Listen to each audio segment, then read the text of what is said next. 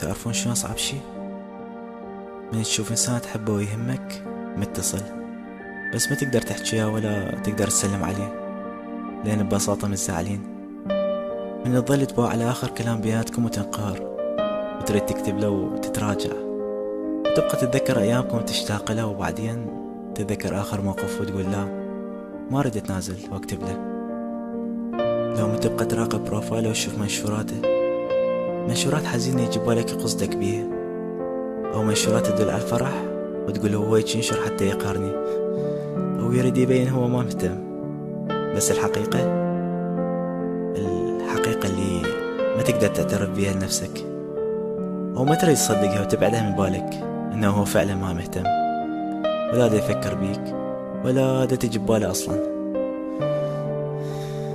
ومرات نتندم لأن اهتمينا بيك ناس أكثر من اللازم، وانطيناهم أكثر من اللي يستحقوا، ونقول هم اللي خسرونه.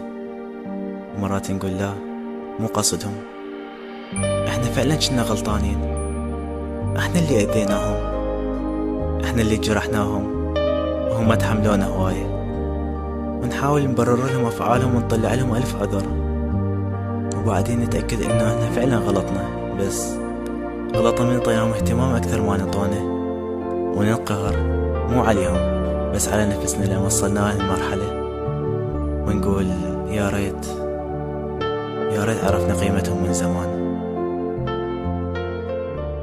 صدق مرتاح وانا بعيد، ما مهتم على غيابي. صدق مرتاح صدق وتنام طول الليل، أبد ما محس بإحسابي. صدق مرتاح لا متخيل دموعي، لا بصافني شوية مكان الصار سويته، ولا هيك قطعت بي. لا متخيل دموعي، لا بصافني شوية مكان الصار سويته، ولا هيك قطعت بي،